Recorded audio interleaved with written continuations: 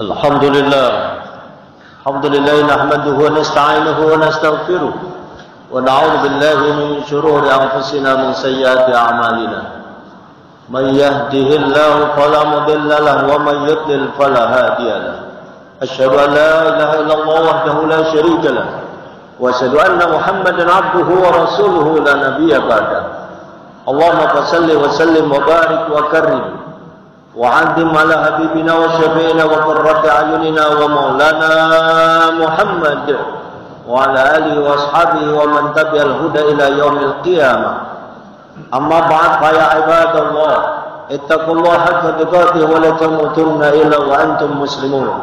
فقد قال الله تعالى في كتابه الكريم وهو أصدق القائلين أعوذ بالله من الشيطان الرجيم بسم الله الرحمن الرحيم. وأذن في الناس بالحج يأتوك رجالا وعلى كل ضامر يأتين من كل فج عميق ليشهدوا منافع لهم ويذكروا اسم الله في أيام معلومات على ما رزقهم من بهيمة الأنعام فكلوا منها وأطعموا البائس الفقير. وقال رسول الله صلى الله عليه وآله وسلم العمرة بين العمرة kafaratul lima bainahuma al-hajjul mabrur laisa lahu jaza illa al-jannah. Sadaqallah wa sadaqa rasuluh. Ma'asyiral muslimin, sidang Jumat yang dimuliakan Allah Subhanahu wa taala.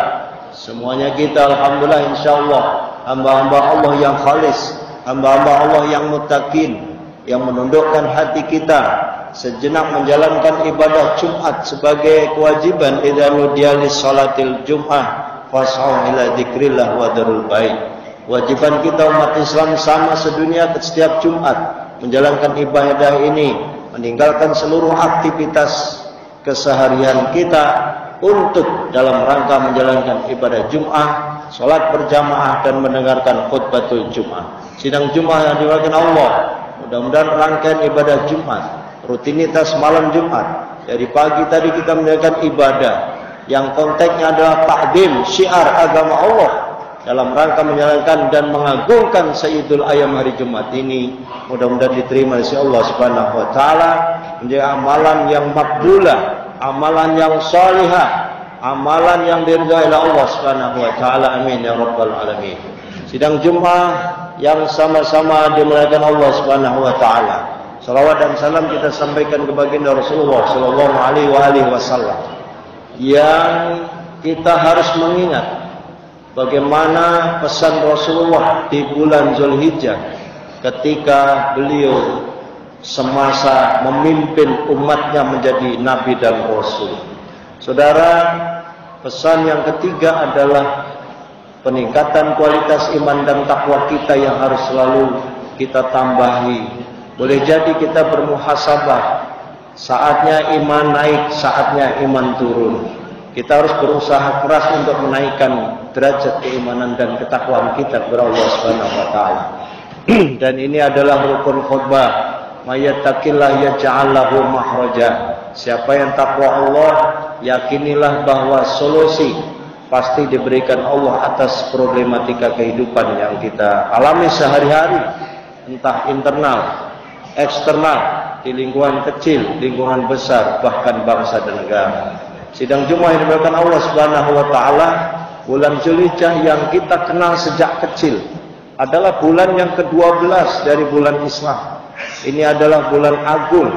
Setelah diagungkan oleh Allah ada 4 bulan, di mana bulan tersebut adalah Syawal, yang kedua Dzulqa'dah, yang ketiga Dzulhijjah, dan yang keempat bulan Rajab. Luar biasa saudara. Allah memiliki bilangan 12 bulan. Nah, 4 bulan ini disebut Syahrul Hurum. Hurum bukan berarti haram. Syahrul Haram bukan berarti haram bimakna haram lawannya halal.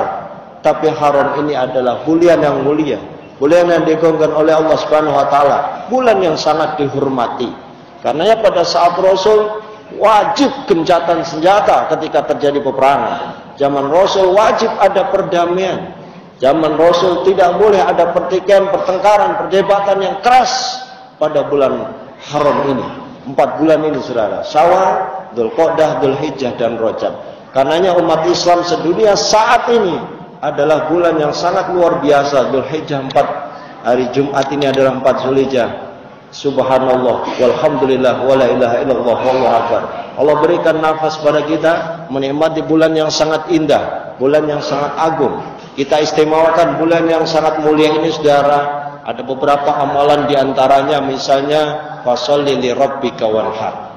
Jangan salah bahwa sebentar lagi kita ada perintah untuk menjalankan sholat Idul Adha dan juga menjalankan kurban. Ini adalah peristiwa yang sangat besar di bulan Dzulhijjah. Para kaum muslimin sidang Jumat rahimakumullah. Saat ini umat Islam sebagian besar jutaan dari berbagai negara telah menjalankan ibadah haji. Kalau 4 Dzulhijjah mereka masih sempat menjalankan umroh sunnah. Mereka yang kategori gelombang 1 langsung masuk ke Madinah. Nah, ketika gelombang 1 di Madinah, dia menjalankan arba'in. Arba'in artinya 40. 40 maknanya adalah 5 kali waktu sholat kali 8 hari, 40 waktu. Subhanallah, pahala sholat di Madinah tersebut. Kemudian lanjut ke Raudhah. Subhanallah, taman surga yang Allah berikan kemuliaan juga.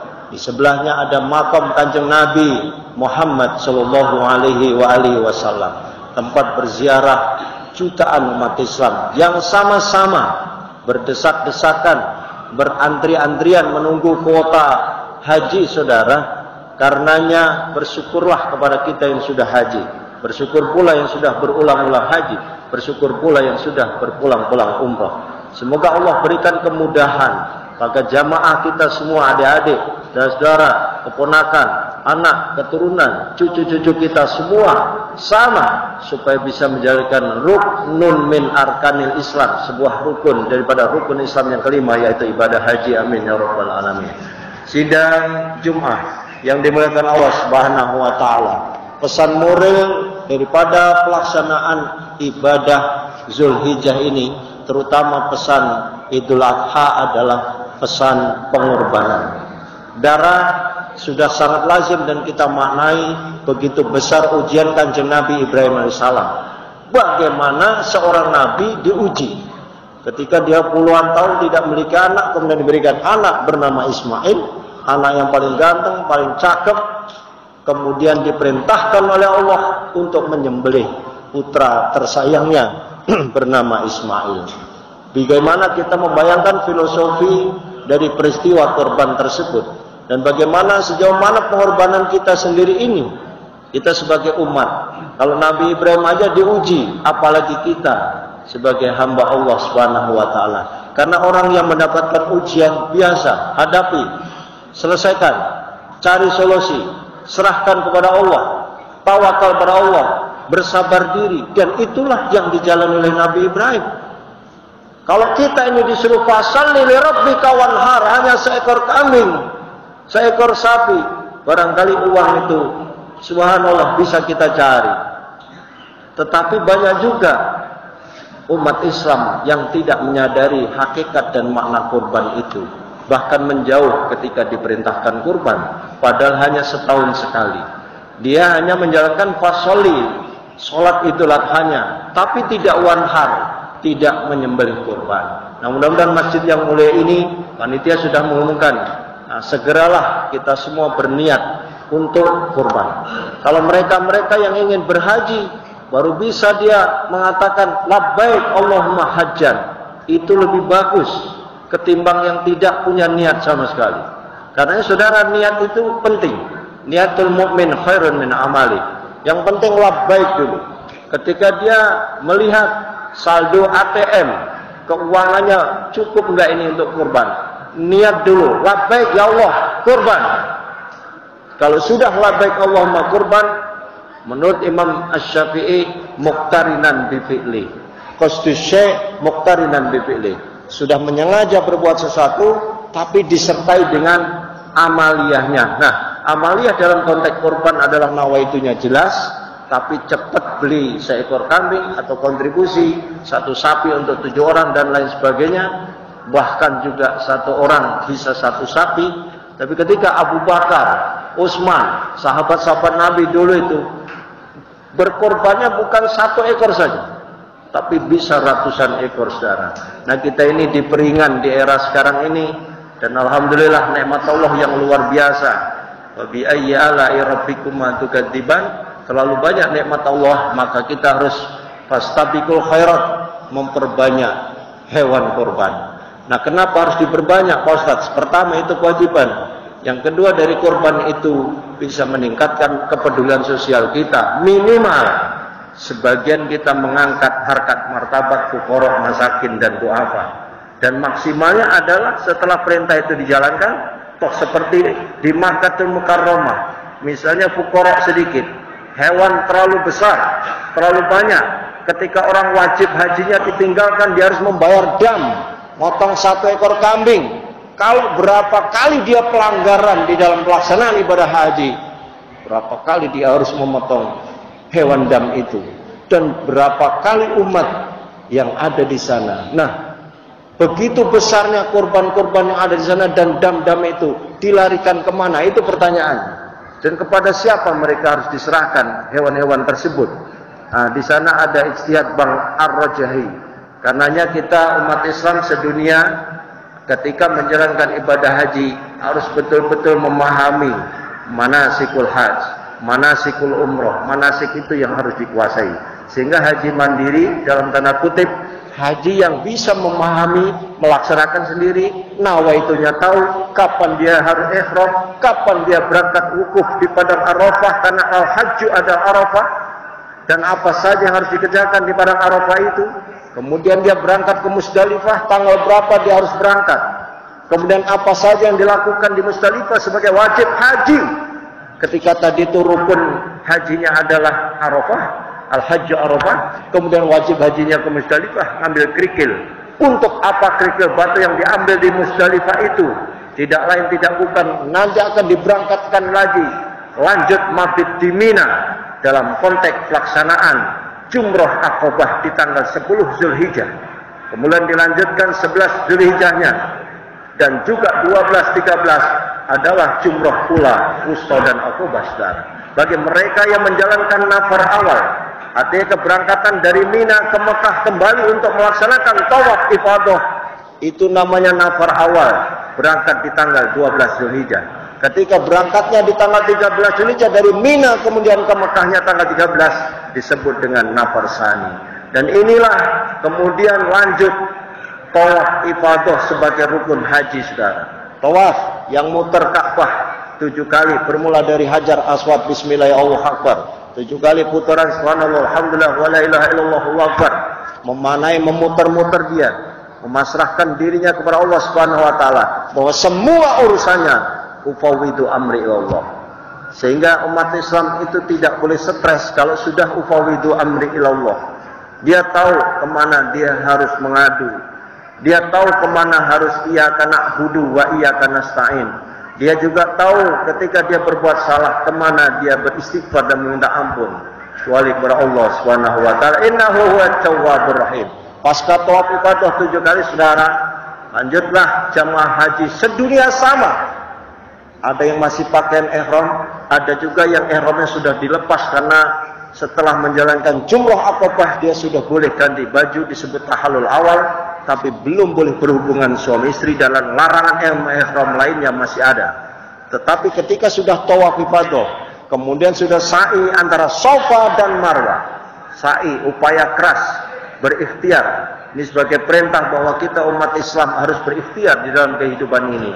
Apapun, termasuk DKM, berikhtiar memperbanyak jumlah hewan korban, berikhtiar memakmurkan masjid, berikhtiar agar masjid yang mulia dan bagus ini juga bisa diisi taklim, pengembangan dakwah, peringatan hari besar, dan lain sebagainya.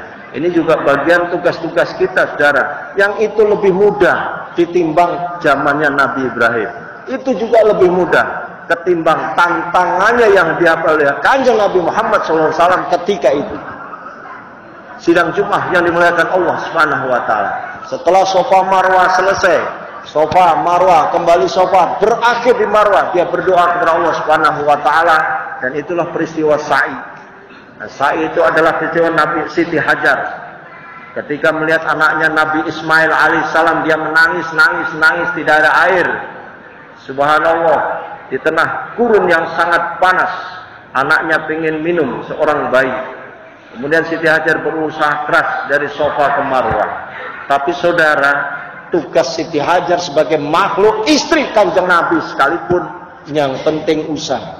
Endingnya dia berdoa kepada Allah Subhanahu wa taala. Bukan karena larinya Siti Hajar dia mendapatkan air, tapi atas kehendak Allah melalui kaki Kanjeng Nabi Ibrahim alaihissalam memancarlah sebuah air yang saat ini monumental. Subhanallah, sepanjang masa kita masih punya hidup yang namanya air Zam-Zam, insya Allah tidak akan pernah kering, dan bahkan itu diyakini air yang sangat bersih, menjadi obat bagi kita semuanya. Sidang Jumat yang dimuliakan Allah Subhanahu wa taala. Selesai itu ibadah haji adalah tahallul. Nah, tahallul artinya membersihkan diri, memotong rambut, indikasinya, dan itulah adalah puncak daripada ibadah haji di tanah suci. Selesailah dia disebut dengan tahallul sani. Tahallul yang kedua maknanya adalah sudah bebas dari larangan ihram, bebas berhubungan suami istri, bebas memakai minyak wangi-wangian, dan juga tidak memakai kain ihram. Nah, pasca itu saudara, umat Islam sedunia bersiap-siap. Kalau yang gelombang kedua mereka diberangkatkan ke Madinah, dan yang gelombang pertama pasti dipulangkan ke negaranya. Sidang Jumat rahimakallah, pesan moral yang harus kita sampaikan adalah pertama, bahwa ibadah haji itu adalah ibadah yang luar biasa. Boleh jadi diterjemahkan bagi orang yang banyak uang, gampang banget dia akan berangkat haji. Ya Allah, ya Ustaz, saya gampang berangkat haji, saya udah 5 kali, sudah 3 kali. Iya, bagi kita. Tapi saudara, perlu kita perhatikan bagaimana DKM masjid yang lainnya, bagaimana merbot, bagaimana guru ngaji, bagaimana seorang kiai yang sampai di usia tertentu tetap belum bisa mendaftar haji. Nah, ini PR kita semua. Minimal ada program umroh, program haji gratis. Nah, itu perlu dicanangkan oleh kita semua yang para ahliya. Subsidi silang bisa membantu mereka, dan itu di berbagai masjid. Alhamdulillah umat Islam insya Allah sudah melaksanakan. Nah, dalam konteks korban, saudara, sekali lagi, korban yang kita persembahkan kepada Allah itu la yanalu Allah luhumuh wala dimauh walakin yanaluhu taqwa minkum. Tidak nyampe itu kambingnya, dagingnya, darahnya, tapi yang nyampe adalah ketakwaan kita kepada Allah Subhanahu wa taala. Kecil yang kita korbankan kelihatannya besar, tapi maknanya adalah pengorbanan kita yang pasrah diri kita, ketakwaan kita, keyakinan kita, tauhid kita kepada Allah, itu yang paling penting. Karena ini adalah perintah Allah, lakukan. Kesimpulannya adalah dalam konsep takwa pun juga sama, ijtinabu nawahilillah. Menjalankan perintah Allah, menjauhi larangan Allah, itulah yang dipesankan. Nabi Ibrahim alaihissalam pasrah tunduk karena ini ada perintah Allah. Godaannya setan, godaannya iblis, maka jumroh dilempar itu setan. Kita saat ini harus mampu melempar setan di kanan kiri kita yang selalu menggoda ibadah kita. Semoga Allah panjangkan umur kita dan selalu taat dan istiqomah. Amin ya rabbal alamin. Barakallahu li wa lakum.